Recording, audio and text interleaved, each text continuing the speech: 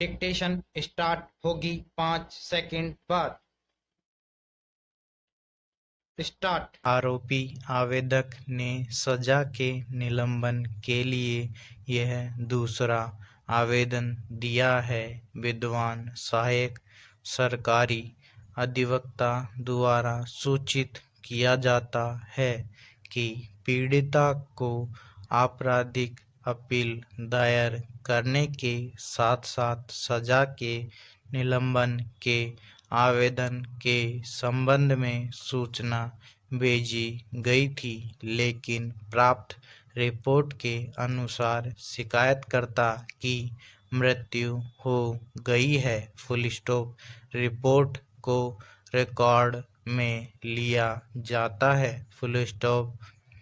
सजा के निलंबन के दूसरे आवेदन पर सुनवाई।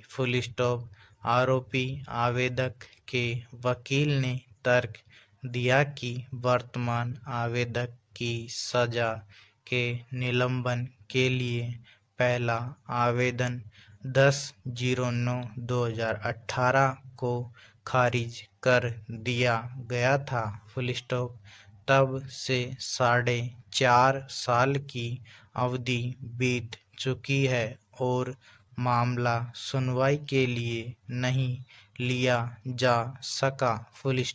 यह आगे तर्क दिया गया है कि आवेदक 9 साल और 6 महीने की अवधि के लिए हिरासत में रहा है और अपील के निपटान में समय लगना तय है। पैरा। इसके बाद आवेदक की ओर से पेश वकील ने तर्क दिया कि जब आवेदक की सजा के निलंबन के लिए पहला आवेदन खारिज कर दिया गया था, तो कुछ तथ्यों को अदालत के ध्यान में नहीं लाया गया था।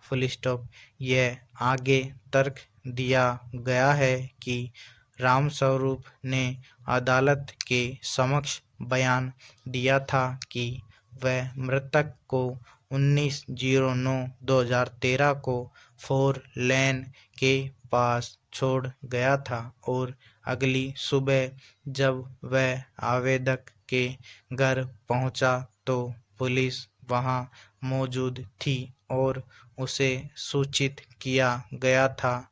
ग्रामीणों ने उसे बताया कि मृतक की हत्या किसी ने की है। तर्क दिया गया कि इसके बाद आवेदक ने गुमशुदगी की रिपोर्ट दर्ज कराई।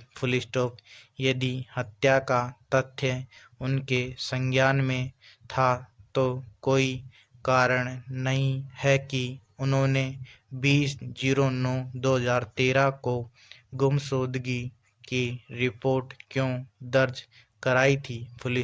यह भी तर्क दिया गया है कि रामस्वरूप के साक्ष्य और आवेदक के कहने पर एक लोहे की छड़ की बरामदगी को छोड़कर जो मानव रक्त से सना हुआ नहीं पाया गया था और आवेदक के खिलाफ कोई अन्य साक्ष्य नहीं है। अभियुक्त आवेदक के वकील ने अगला तर्क दिया कि रामस्वरूप ने स्वीकार किया था कि वह आवेदक के घर को नहीं जानता था, जिसका अर्थ है कि उसने मृतक को आवेदक के घर नहीं छोड़ा है। विद्वान सहायक शासकीय अधिवक्ता ने दंडादेश के निलंबन के द्वितीय आवेदन का विरोध किया है। हमने तर्कों पर विचार किया है। इस तथ्य को ध्यान में रखते हुए कि आवेदक 9 साल और 6 महीने की अवधि के लिए हिरासत में रहा।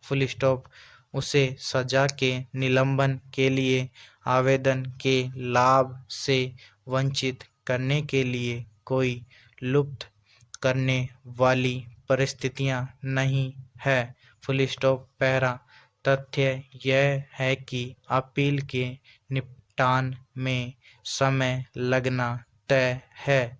आवेदक के वकील द्वारा दिए गए तर्कों पर विचार करना, रामस्वरूप के बयान और रिकॉर्ड पर उपलब्ध अन्य सामग्री पर विचार करते हुए इस स्तर पर हम सजा के निलंबन के लिए दूसरे आवेदन की अनुमति देना उचित समझते हैं। Full stop.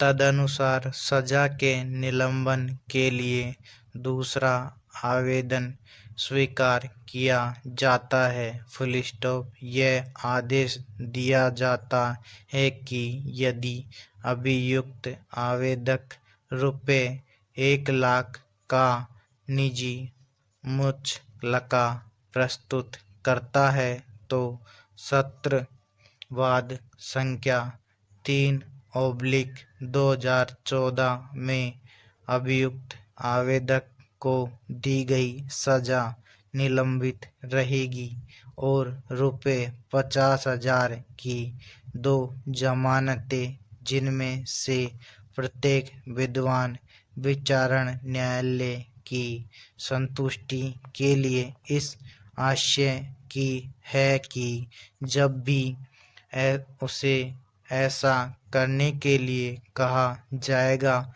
वह इस न्यायालय के समक्ष उपस्थित होगा। Full stop. समाप्त।